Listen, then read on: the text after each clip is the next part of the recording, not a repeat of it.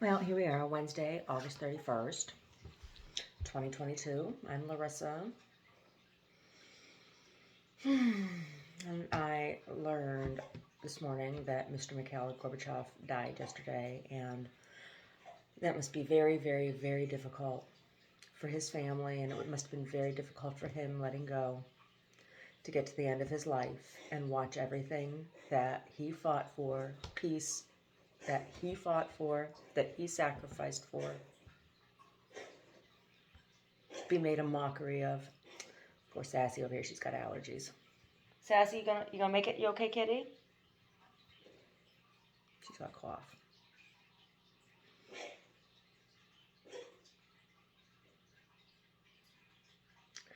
Anyway.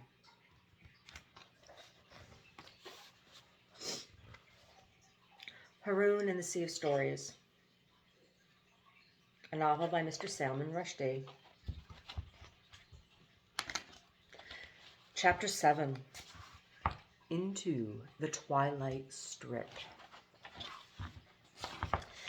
Here's another Princess Rescue story I'm getting mixed up in, thought Haroun, yawning sleepily. I wonder if this one will go wrong, too. He didn't have to wonder for long. By the way, Blabbermouth said casually, I took the little liberty, at a certain water genie's express request, of removing from under your pillow the disconnecting tool which you stole without so much as a by your leave. Haroun, aghast, snatched frantically through his bedclothes, but the disconnector was gone, and with it the means of getting an interview with the walrus in order to get Rashid's story water subscription renewed. I thought you were my friend, he said accusingly.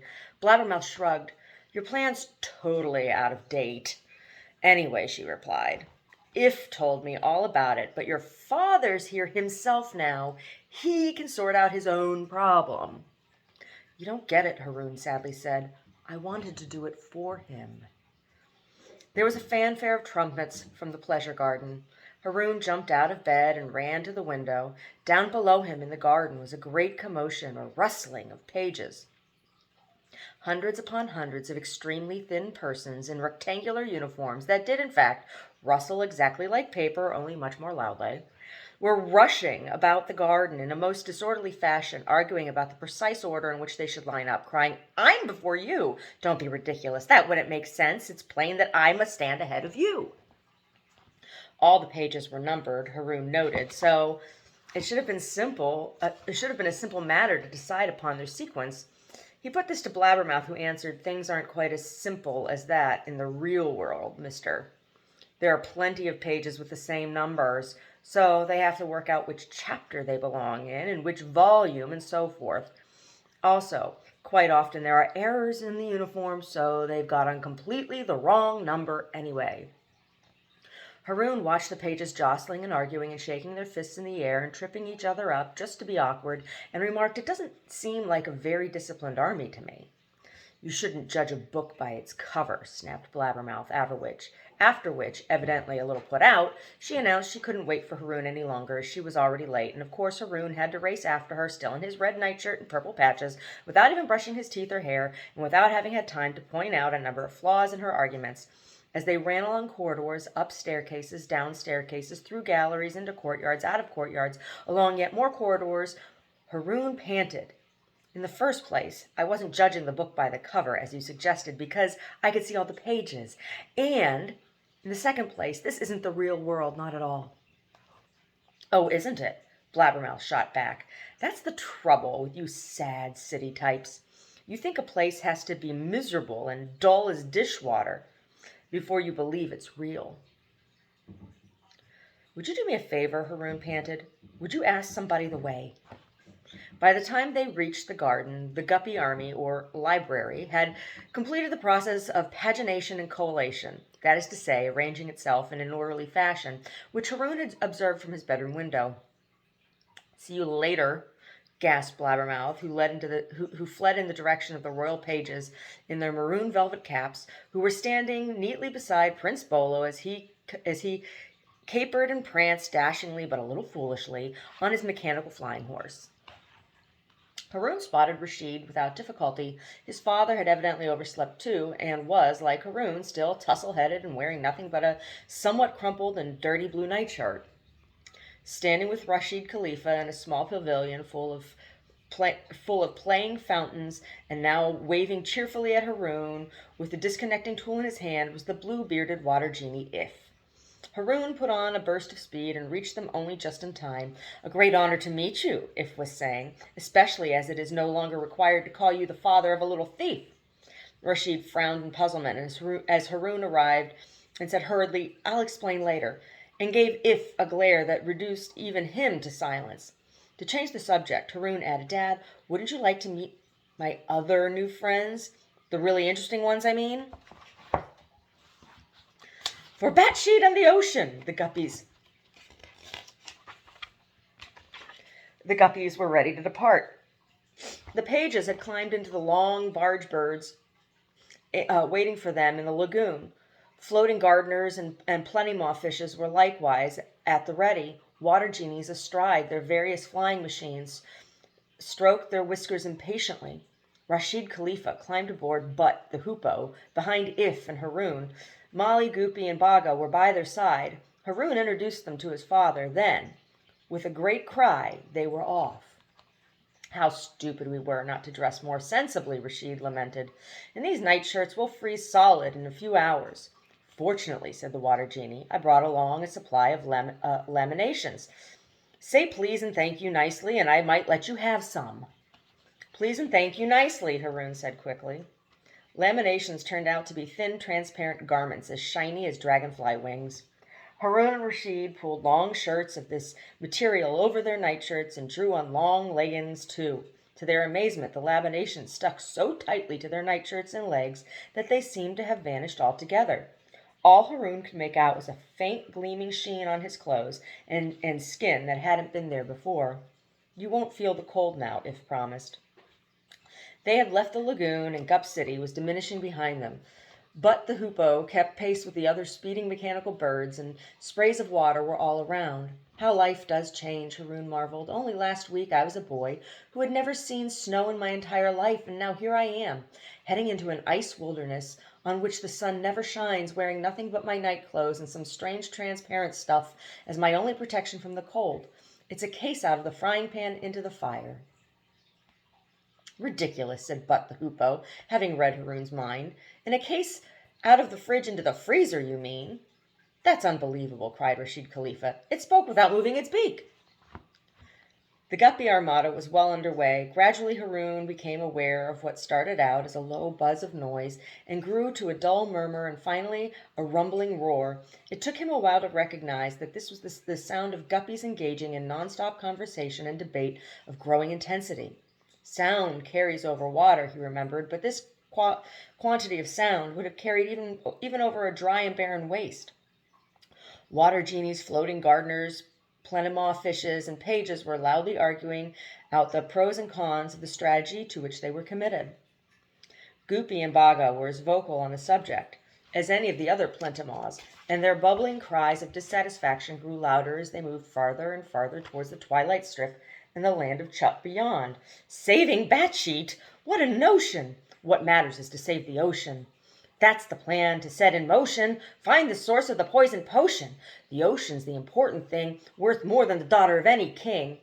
Haroun was rather shocked. "That sounds like mutinous talk to me," he suggested, and If, Goopy, Baga, and Molly found that very interesting indeed. "What's a mutinous?" asked If curiously. "Is it a plant?" Molly inquired. "You don't understand," Haroun tried to say. "It's an adjective." "Nonsense," said the water genie. "Adjectives can't talk." "Money talks, they say," Haroun found himself arguing. All this argument around him was proving infectious. So why not adjectives? Come to that, why not anything? The others fell silent for a sullen moment, and then simply changed the subject back to the issue of the day, which should take priority, saving Batsheet or the ocean. But Rashid Khalifa gave Haroun a wink which made him feel a little less crushed. The sounds of heated quarreling came across the water from the barge birds. "I say it's a wild goose chase to go after Batsheet." "Yes, that's Yes, and what's more, she looks like a wild goose, too. How dare you, sirrah? That's our beloved princess you're talking about, our estimable Prince Bolo's intended and be- beauteous bride. Beauteous? Have you forgotten that voice, that nose, those teeth? Okay, no need to go into that, Haroun noticed. That old General Khatib himself, mounted on a winged mechanical horse, very like Bolo's, was flitting from barge bird to barge bird to keep in touch with the various discussions, and such was the freedom evidently allowed to the pages and other citizens of Gup, that the old general seemed perfectly happy to listen to these tirades of insults and insubordination without batting an eyelid. In fact, it looked to Haroun as if the general was on many occasions actually provoking such disputes, and then joining in with enthusiastic glee, sometimes taking one side, and at other times, just for fun, expressing the opposite point of view. What an army, Haroun mused. If any soldiers behaved like this on earth, they'd be court-martialed, quick as thinking. But what is the point of giving persons freedom of speech? Declaimed Butt the Hoopoe, if you then say they must not utilize same. And is not the power of speech the greatest power of all? Then surely it must be exercised to the full. It's certainly getting a lot of exercise today, Haroun replied. I don't believe you guppies could keep a secret to save your lives. We could tell secrets to save our lives, however. If replied, I, for example, know many secrets of great juiciness and interest. I also, but the Hoopoe said without moving its beak. Shall we begin? No, said Haroun flatly, we shall not begin. Rashid was beside himself with delight. Well, young Haroun Khalifa, he chortled, you certainly did make some blinking funny friends. And so the Guppy Armada proceeded on its merry way, with all its members busily dissecting General Khatib's most secret battle plans, which of course he cheerfully revealed to anyone who cared to ask. These plans were itemized, scrutinized, rationalized, analyzed, mulled over, chewed over, made much of, made little of, and even after interminable wranglings, agreed. And when Rashid Khalifa, who was beginning to be as dubious as Haroun about the value of so much loose talk, ventured to question its wisdom, then If and But and Molly and Goopy and Baga fell into arguing about this question too, with as much energy and passion as before. Only Prince Bolo remained aloof. Prince Bolo rode his flying mechanical steed through the sky at the head of the Guppy forces, saying nothing, looking neither left nor right, his eyes fixed on the far horizon. For him there was no argument. Batcheat came first. The issue was beyond dispute. Batcheat. Oh, Prince Bolo and his Batcheat. How is it, Haroun wondered, that Bolo can be so certain, and every other Guppy in this armada seems to take forever to make up his mind about anything? It was Molly, the floating gardener, striding alongside him, walking on the water, who replied in flowery voice through fleshy lilac lips. It is love, Molly said. It is all for love, which is a wonderful and dashing matter, but which can also be a very foolish thing. The light failed slowly, then more quickly. They were in the twilight strip. Looking into the distance, where darkness gathered like a storm cloud, Haroun felt his courage weaken. With our absurd armada, he despaired, how can we ever succeed in that world where there isn't even light to see the enemy by? The closer they came to the shores of the land of Chup, the more formidable the prospect of the Chupwalla army became. It was a suicidal mission, Haroun became convinced. They would be defeated, and Batcheat would perish, and the ocean would be irreparably ruined, and all stories would come to a final end. The sky was dim and purplish now, and it echoed his fantastic mood. But don't take this seriously, But the Hoopoe intervened kindly. You are suffering from a heart shadow. It happens to most people the first time they see the twilight strip and the darkness beyond. I, of course, do not suffer in this way, having no heart. A further advantage, by the way, of being a machine. But don't worry. You'll get acclimated. It will pass. To look on the bright side, said Rashid Khalifa, these laminations certainly work. I can't feel the cold at all. Goopy and Baga were coughing and sputtering more and more. The coastline of Chup was in sight, and a bleak-looking thing it was, and in these coastal waters the ocean of the stream of story was in the filthiest state Haroun had seen up to now. The poisons had had the effect of muting the colors of the story streams, dulling them all down towards grayness, and it was in the colors that the best parts of the stories in those streams were encoded, their vividness, lightness, and vivacity. So the loss of color was a terrible kind of damage. Worse yet, the oceans in these parts had lost so much of its warmth. No longer did the waters give off that soft, subtle steam that could fill a person with fantastic dreams. Here they were cool to the touch and clammy to boot. The poison was cooling the ocean down. Goopy and Baga panicked. If this all goes on, hic cough, we're all lost. The ocean will, cough hic, become a frost. Then it was time to set foot on the shores of Chup. On those twilight shores no bird sang, no wind blew, no voice spoke.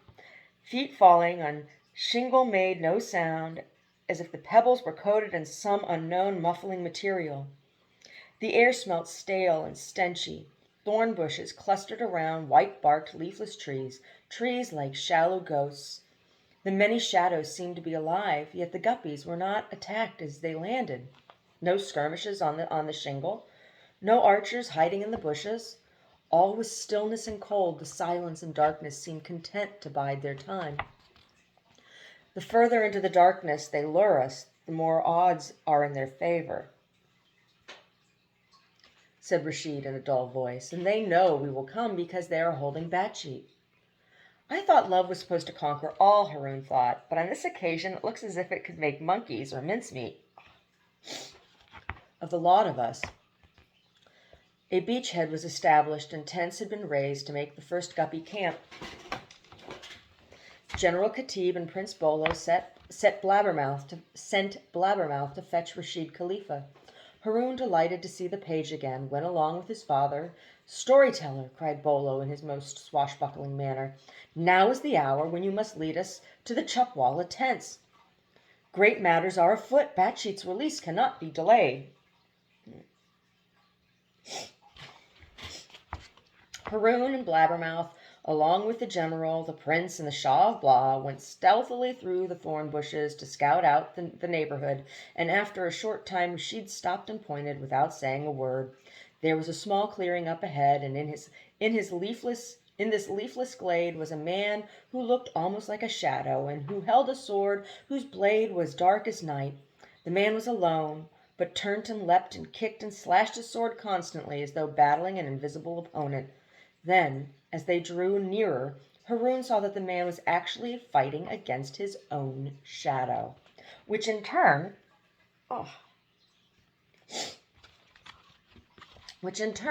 was fighting back with equal ferocity, attention, and skill. "Look," whispered Haroun, "the shadow's movements don't match the man's."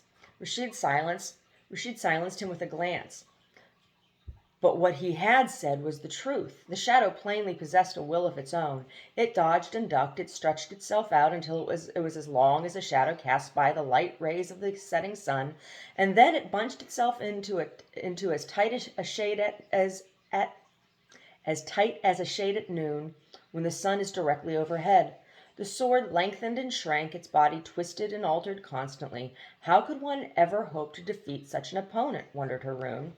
The shadow was attached to the warrior at the feet, but other than that, seemed to be entirely free.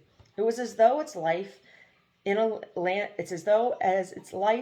of darkness, of being a shadow concealed in shadows, had given it powers undreamt of by the shadows of a conventionally lit world. It was an awesome sight. The warrior was a striking figure too. His long, sleek hair hung to his waist in a thick ponytail. His face was painted green, with scarlet lips, exaggerated black brows, and eyes, and white stripes on his cheeks. His bulky battle dress of leather guards and thick thigh and shoulder pads made him seem even larger than he truly was, and his athleticism and swordsmanship were beyond anything Haroun had ever seen. No matter what tricks his shadow played, the warrior was its equal, and as they fought each other, standing toe to toe, Haroun began to think of their combat as a dance of great beauty and grace, A dance danced in perfect silence because the music was playing inside the dancers' heads. Then he glimpsed the warrior's eyes, and a chill struck at his heart. What terrifying eyes they were! Instead of whites, they had blacks. The irises were gray as twilight, and the pupils were white as milk. No wonder the Chupwallas like the dark, Haroun understood. They must be blind as bats in the sunlight because their eyes are the wrong way around. Like a film negative that somebody forgot to print. As he watched the shadow warriors a martial dance, Haroun thought about this strange adventure in which he had become involved. How many opposites are at war in the battle between Gup and Chup, he marveled. Gup is bright and Chup is dark. Gup is warm and Chup is freezing cold. Gup is all chattering and noise, whereas Chup is silent as a shadow. Guppies love the ocean, Chupwallas try to poison it. Guppies love stories and speech, Chupwallas, it seems, hate these things just as strongly. It was a war between love of the ocean or the princess and death, which was what the which is what the cult master Katam Shud had in mind for the ocean and for the princess too. But it's not as simple as that, he told himself, because the dance of the shadow warrior showed him that silence had its own grace and beauty, just as speech could be graceless and ugly, and that action could be as noble as words, and that creatures of darkness could be as lovely as the children of the light. If Guppies and Chupwallas didn't hate each other so, he thought they might actually find each other pretty interesting. Opposites attract, they say. Just at that moment the shadow warrior stiffened, turned his strange eyes upon the bush behind which the Guppy party was hiding, and then sent his shadow stretching out towards them. It reared up over them, holding its immensely elongated sword. The shadow warrior, sheathing his sword, which had no effect on the shadow, walked slowly over to their hiding place. His hands were moving furiously in something like a dance of rage or hate. Faster and faster, more and more emphatic grew his hand movements, and then, in what might have been disgust, he let his hands drop and began, horror of horrors, to speak. Well, I'm itching all over. I feel really, really itchy, and I think it's because I used a skin cream, a new skin cream today. It's making me itch. I might have to go wipe it off. What a crazy story. I can't believe it. I can't believe he wrote this in, what was it, 1990, 1991? Very interesting indeed, Mr. Rushdie. Very interesting indeed. I haven't seen anything more about you in the news. You're going to lose that eye? You're going to wear a patch like a pirate? You're going to get a parrot that shits on your shoulder? Shits on your shoulder. You're going to get a parrot that shits on your shoulder, Mr. Rushdie? Oh, my God.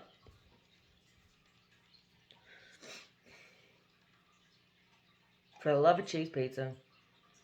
For the love of cheese pizza.